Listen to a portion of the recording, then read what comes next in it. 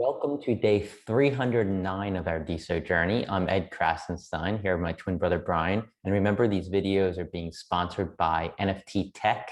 They are an investor in CloutFeed. Big news yesterday, Brian. There's a lot of stuff happening, and the biggest news is probably about DiamondApp. Yeah, DiamondApp, they rolled out what do they call it? Something Friday, right? Feature Friday, I guess.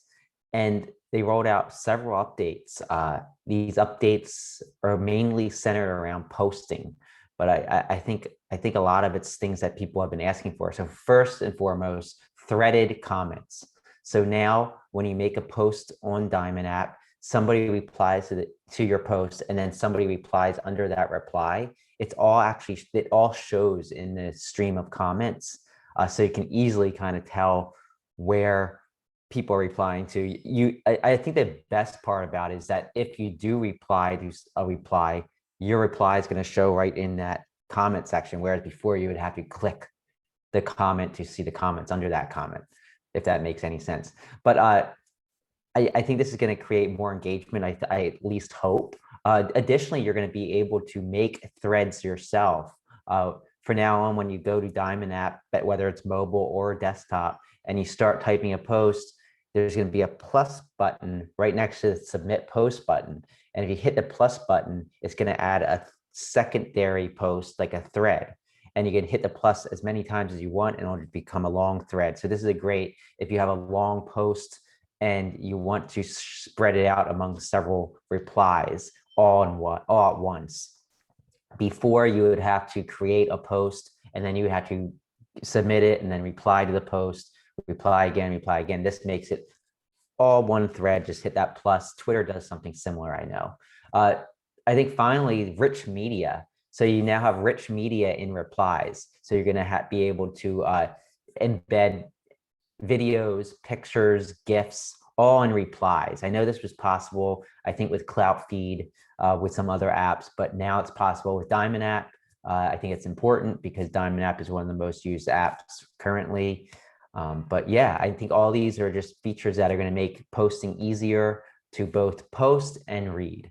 Yeah, and also they read more. So now if you make a long post on Deso, it's going to cut it off at a certain length, and you're going to have to click read more to see the rest of it. And of course, Jackson, Dean, and Jordan were two of the developers who really made this possible with help from the core team. So congrats to them. Thanks, Jackson, for all you do. Thanks, Jordan. Yeah.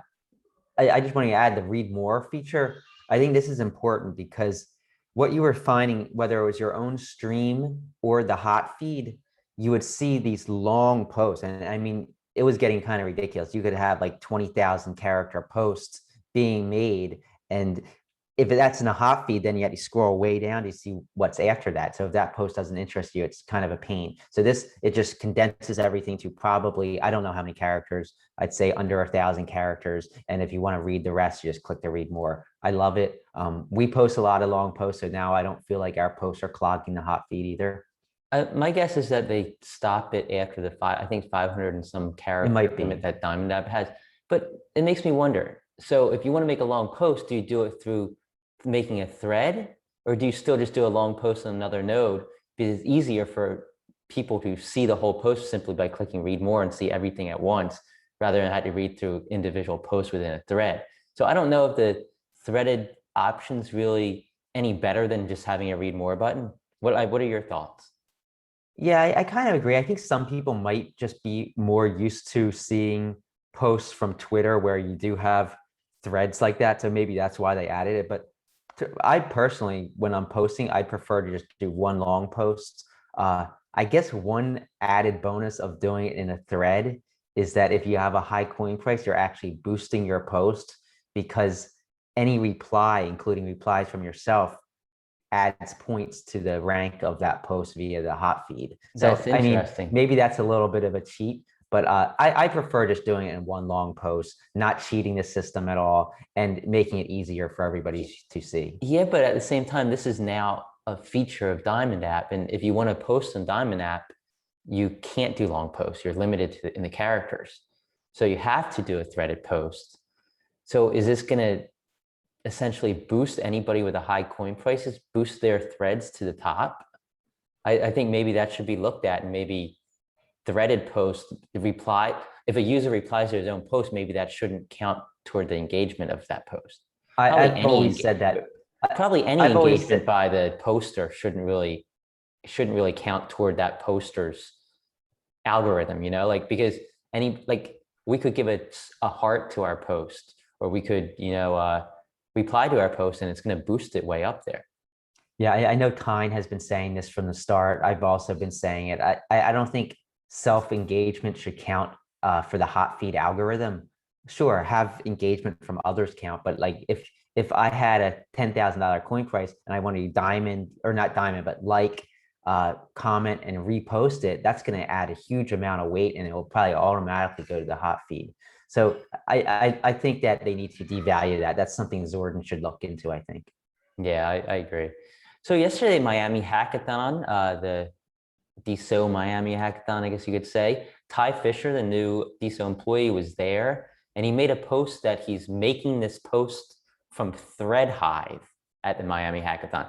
What's Thread Hive? I don't know. Is it a new app that's being built? Was he standing in a Thread Hive store? We don't know the details, but to me, it appears that he was making a post from a new app that's being built on the platform. Yeah, and I think this is what one of the positive aspects of both the meetup, the hackathon, but also the addition of this new thread feature that we just saw it on DiamondApp rollout. But this is gonna open up a lot of possibilities for other apps, I think, and maybe Thread Hive's one of them. I don't know, but it's gonna be interesting to see. And talking about the Miami Hackathon, Ready Player One, Luca, he actually pointed out in the Discord this morning that somebody posted a post from the Miami Hackathon and tagged Deso in it, or Deso protocol in it. And it basically showed a picture of a laptop. It said Passport, a social gasified city experience. So is Passport going to be some kind of new app? It wasn't a social gasified experience, Brian. What? It said a social gamified experience. So I actually read Ed's notes. So that's Ed. That's on Ed. My notes were on autocorrect, and it changed gamified. Well, maybe to somebody should gasified. make a social gasified city experience. I don't know what that would be, but use your imagination. Yeah. But Alex Villegas was also at Miami Hack Week closing it up, and he said that today they're going to be announcing the winner along with the 5 runners up in the hackathon. So I'm excited. I can't wait to see. We're going to see 5 new apps that have been developed on Deso. I feel like this $15,000 is probably some of the best spent money yet. If you think about it, I mean, they should do a hackathon at least once a month, maybe every 2 weeks. Like go around the globe doing hackathons and getting these developers who build. Like even the ones that are not winning anything are at least getting turned on to Deso. And I'm excited to see what comes out of it. I mean, five solid apps could be really big for the protocol. Well, keep in mind that Deso is sponsoring the Major League Hacking, and they have hackathons all over the world, I think.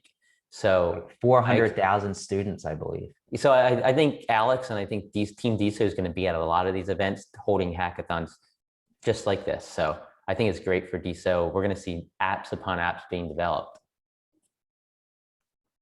So also today is a Tunel launch party on their Discord.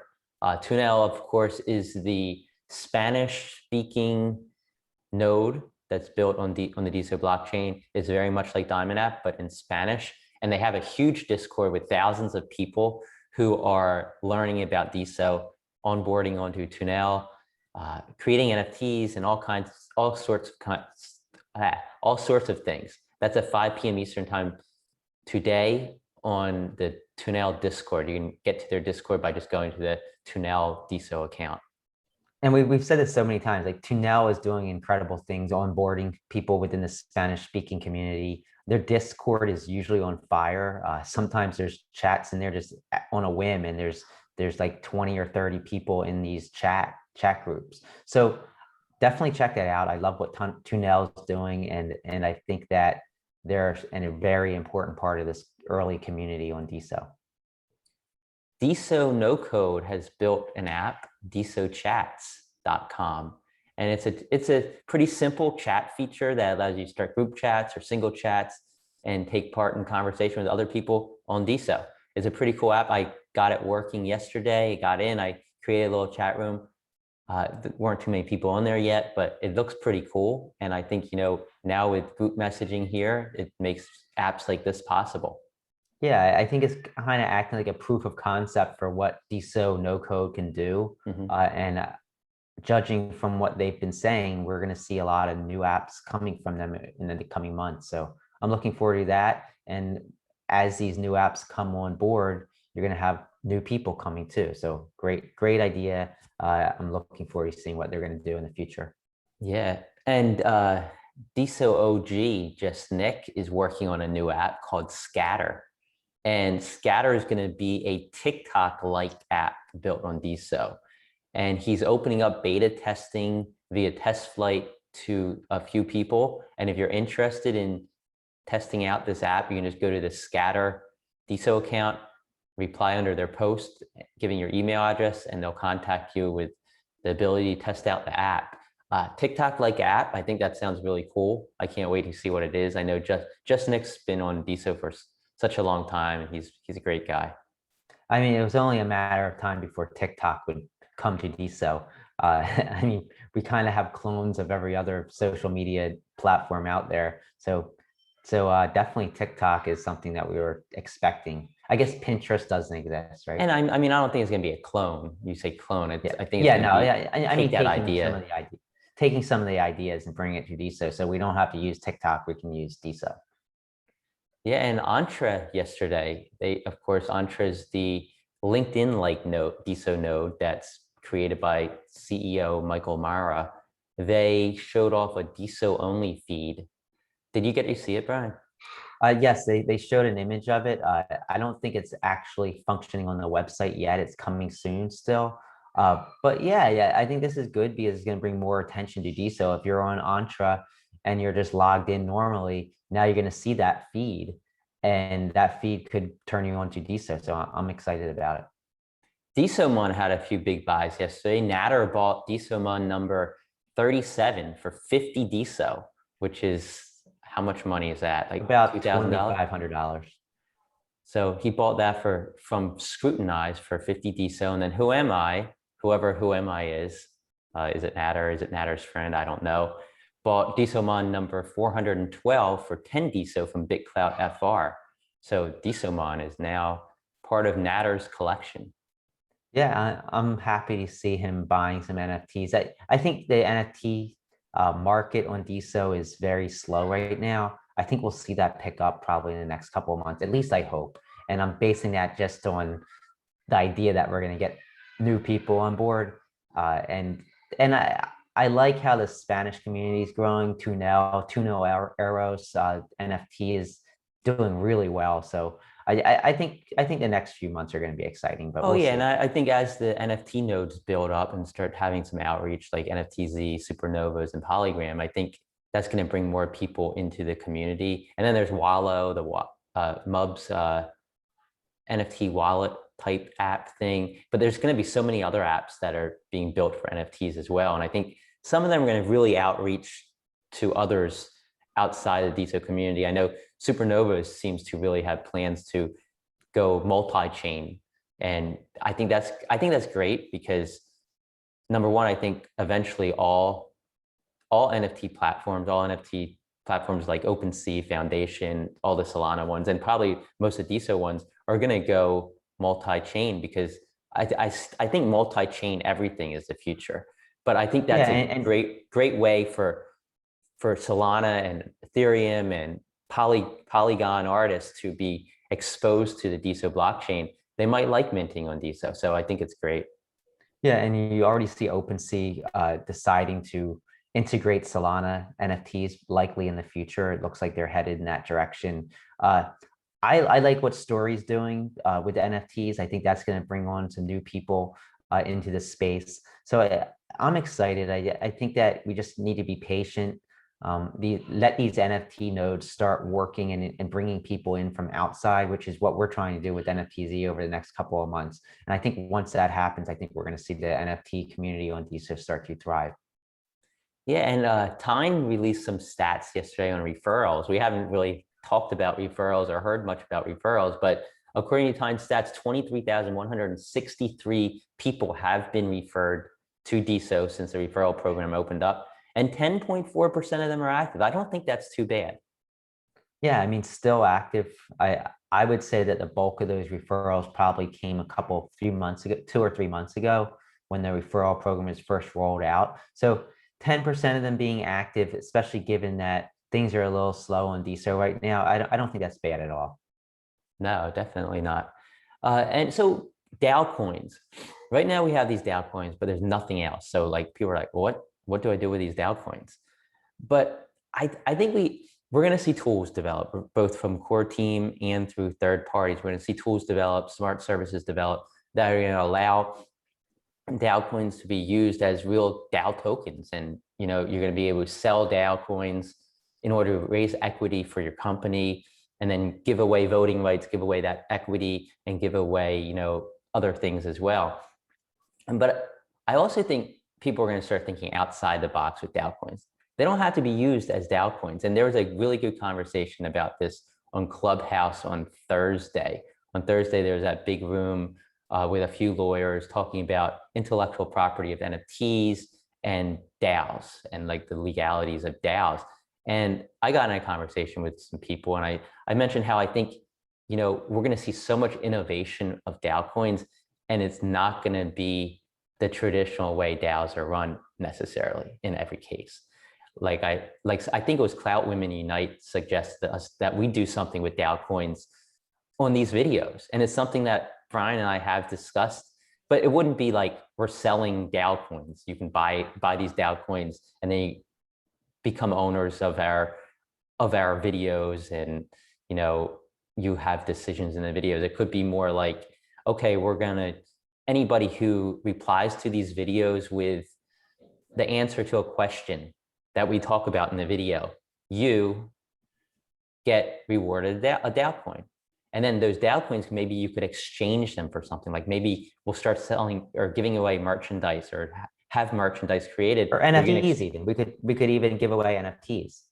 Yeah, there's so much stuff to do. And also NFTZ, we're considering different ways we can utilize DAO coins. We're not looking to raise equity through DAO coins. At least that's not in the plans in the near term or the long term right now.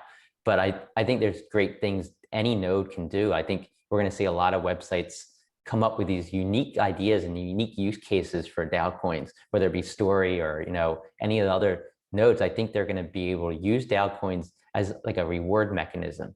And actually Supernova's made a post this morning that it seems like they're planning to use DAO coins to give equity away in their platform as a form of reward. So there's so many different use cases. I can't wait to see what everybody comes up with. I think there's going to be some great ideas. Yeah, and like you said, like the benefit doesn't necessarily have to be equity. It could be points that can be used for rewards, or points that can be used for premium features on a website. So I think that right now people think, okay, a DAO, decentralized autonomous organization, I'm going to get voting rights in exchange for buying equity, buying DAO coins. But it doesn't have to work that way. That's the way that traditional DAOs have worked. But on Deso, things can be a little bit different. It doesn't have to be tied to equity necessarily. Of course, that's a great perk, but there's going to be all kinds of unique ways that people are going to come up with to utilize DAO coins, and it's going to stray from what people are used to. And I'm looking forward to that, because I think innovation is going to be rampant on this protocol. And I don't really think they should be called DAO coins. I think they should be called DRC20 tokens. And instead of clicking DAO on the side of BitClout, you should click DRC20, because they don't have to be used as DAO coins. You know what I mean? Like, I think they're just tokens. They're tokens on the blockchain that are created in essentially the ERC20-like format. Yeah, with that said, I do think that the traditional sense of a DAO, where you're getting equity in a project and voting rights, I think that's going to be. I think the majority of DAOs, at least from the start, are going to be on Deso that are going to be utilizing that framework. But I do think that there's going to be innovative ideas coming, and I think you share, like, reply to this video and share some of your ideas if you have some. I think it can really kind of spawn further discussion around DAO coins. See, and like one day we would be like, respond to this video and give us your opinion, and you'll earn a DAO coin, a Krasenstein DAO coin, or a Krasenstein token, or Krasenstein DRC20 token. Yeah, right? and then you could do something where, hey, on February 1st, we're gonna have a raffle, and the winner is gonna get a Spookies NFT, and each DAO coin counts as one raffle ticket. Yeah, I mean, or there's I all mean, we could do kinds of something like ways that to- with NFTZ, Yeah. have raffles with people. You earn points when you do certain actions, and you can use those. I don't know, there's so many ideas.